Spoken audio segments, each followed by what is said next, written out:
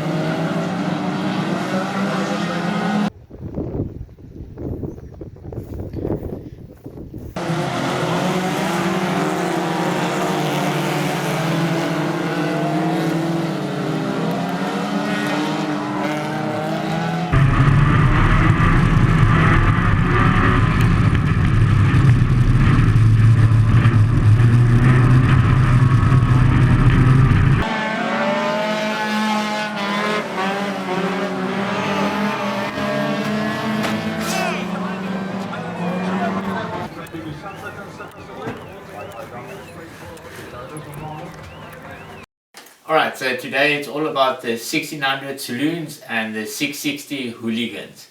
So let's start with the 1600 Saloons.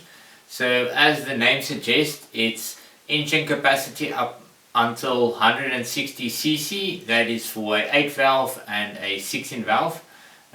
Most of them are 8 valve Golf engines or 8 valve Opel Corsa engines, but again it's open. You can do anything from a Nissan 1600 engine that comes in the Nissan MP200. That's a 16 valve and it's quite easy to come by. So the whole idea is to keep the car stock. Most of them is Golfs. You can have a Golf, Opel Corsa, any 2-door or 4-door hatchback or a saloon for that matter. So you're not allowed to have a Nissan MP200 or let's say a Volkswagen Caddy Bucky, or there's a special Opel Corsa like a utility. So it has to be a family sedan style, 2-door or 4-door, and then most of the car needs to be standard. Obviously it can have a roll cage around the occupant, and then also they put a front, I want to say like a crash bar in front of the engine that ties into the front strut braces. That is obviously just to help if there's an incident, to kind of save your engine and save your parts, but it's not a structural bumper by that means. If talking about bumpers, they not allowed to have any steel bars that protrude like the steel cars, and the bumpers are not allowed to be thicker than 4mm of fiberglass or plastic, because they're not actually made for bumping, but it's just to look the part basically. And then they're allowed to have these side bars that obviously protect the car, and it kind of protects so that cars don't come in between the tires, the in between the wheelbase of the cars, because that'll push the car and you'll drive over the car's arches and stuff like that and start damaging the wheels. So that's basically to keep cars from coming in between the wheels.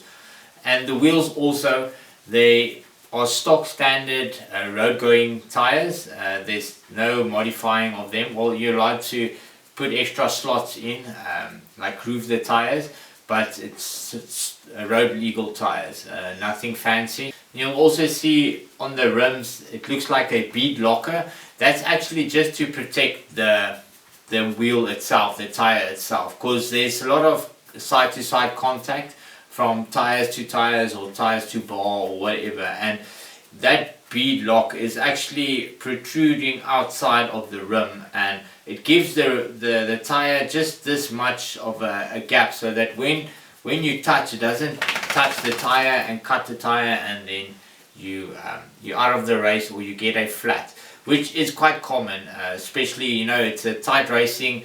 If the guys pull away, they pull away side by side, especially in the corner. Maybe the side guy starts to slide out and then he touches and there's a flat tire. So brakes are supposed to be stock standard.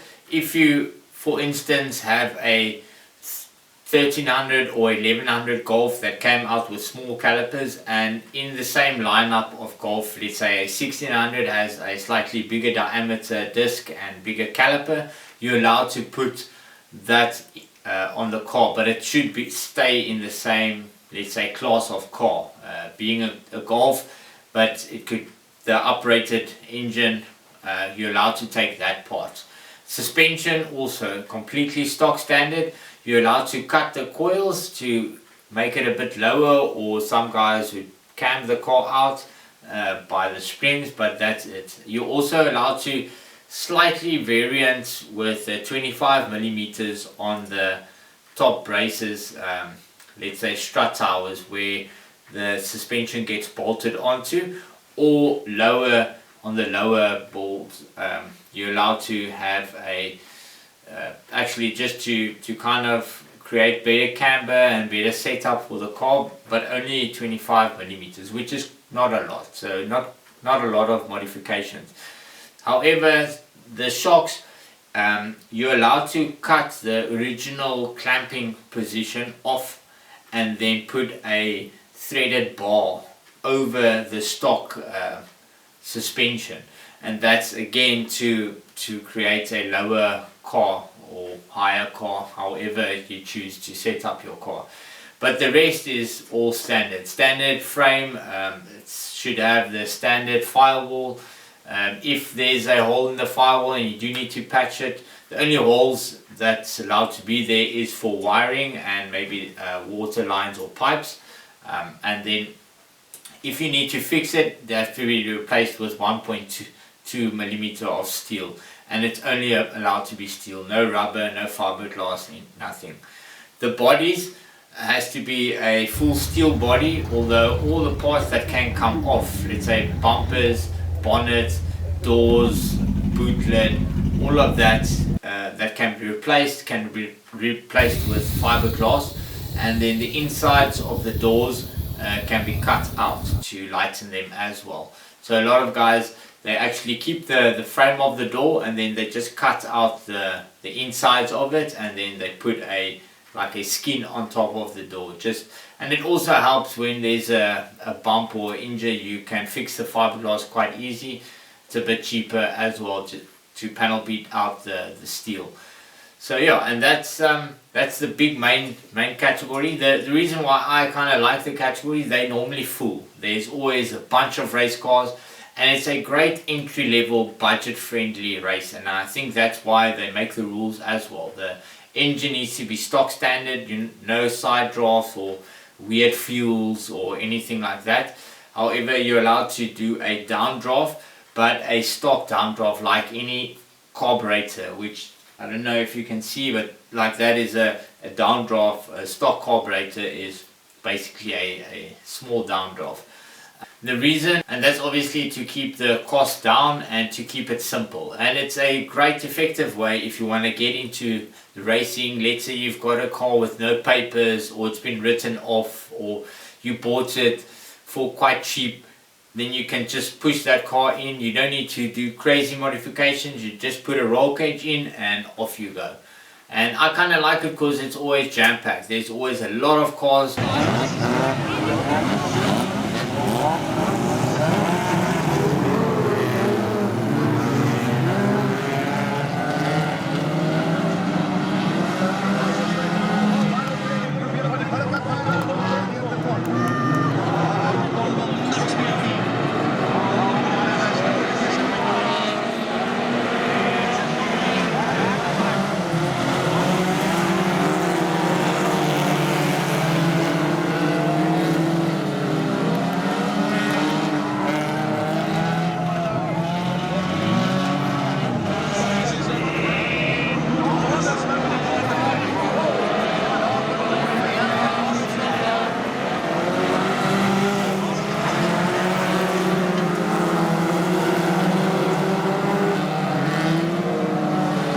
They always action, always side by side, because they're very much controlled. So there's always, it's kind of based on the driver, which I like quite a lot.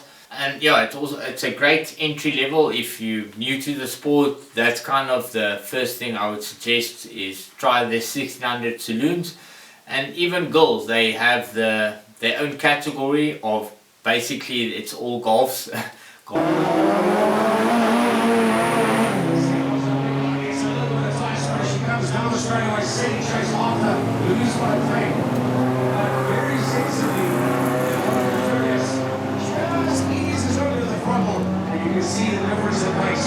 got a bit of a gap. She kept the traction going, and she got quite a bit of a gap over second place. Valentine, big riders there. Challenges next up. Golf 1, City Golfs, they're obviously the most affordable, but I mean whatever you can get, you know, there's Protons, there's different weird cars, and it's all budget friendly racing, which is just awesome.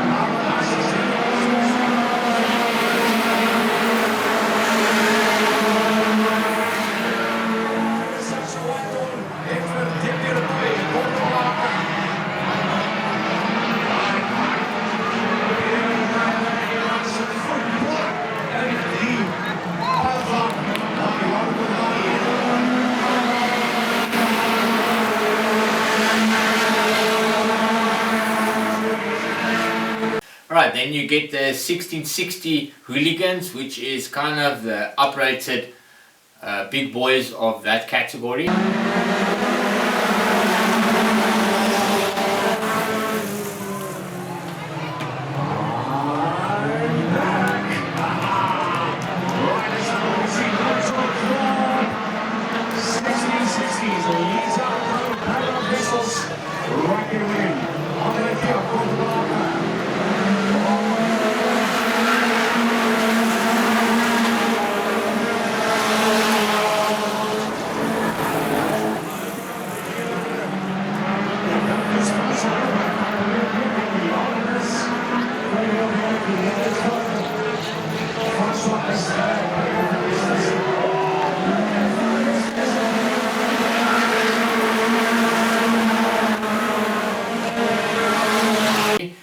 Which is a full space frame, tubular chassis, and they get quite wild and ingenuitive. I kind of like that because most of them are frontal drive, but as the size suggests, 1660 cc's is the engine capacity again.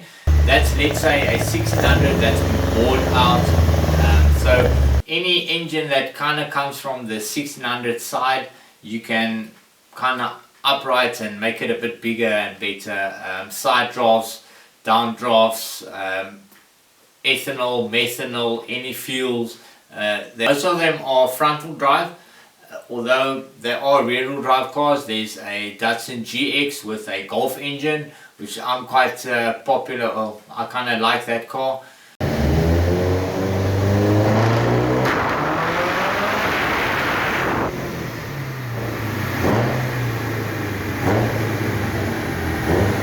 Golfs are obviously quite big. It's kind of weird to see a Golf with no firewall where the firewall used to be.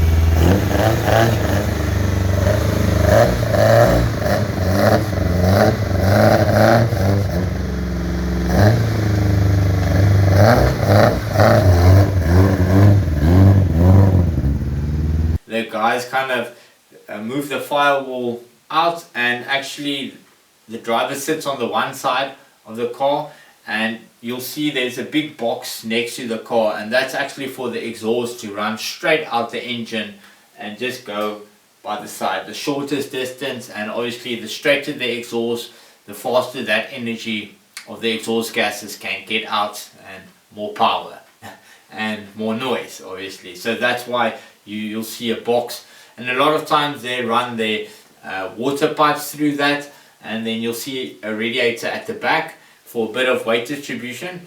The front wheel drive cars, they tend to they're not really allowed to move their engines too much, although they do tilt them.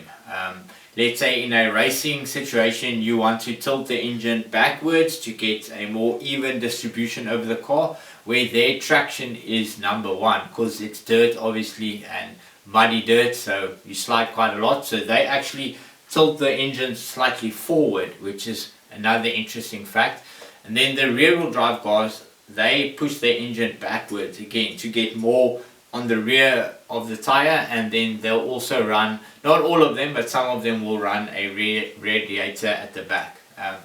Radiators, all the steel pipes, all the pipes has to be steel, obviously for safety purposes. You'll also see all the cars have no windows, and the entrance of the driver front and back, you'll see some of them have this board on the side, and some have the board here just to keep that a bit closer. Normally that's to cover your radiator so it doesn't get flung with mud, but all the entrance must be open for in case of accident, that the safety people can pull you out of the car. So the side window and the front window needs to be a certain diameter of size so that you can climb out, in and out. The rest is kind of open, but they're not allowed to have any lights, brake lights. Brake lights are necessary. You need to have like a bar, but not a standard brake light where there's plastic involved, and that's normally inside the car, maybe on stuck on the roll cage, where just to give an indication. And that's kind of a safety thing. If someone is running behind you, they can see, okay, this guy's on the brake, but again, some people are on the brake and on the gas on the same time, so it's just an indication of this guy is on his brakes. And yeah, let me know down below in the comments, what is your favorite category? I kind of like them both. I do like the 1600 Saloons. It's very budget friendly, very open to new races and new cars. So it's a bit cheaper and it's very contained. And then I like the engineering aspect of the 1660 Hooligans. The things the drivers come up with is just crazy. And one thing you'll see that they don't have side mirrors. They're actually not allowed to run side mirrors, obviously for safety purposes, but they do have mirrors in the inside. They kind of don't really use the mirrors, but I think to reverse in the pit sometimes it can be a bit tricky, because most of them do reverse parking so that they just can drive out. You'll also see they have these side bars.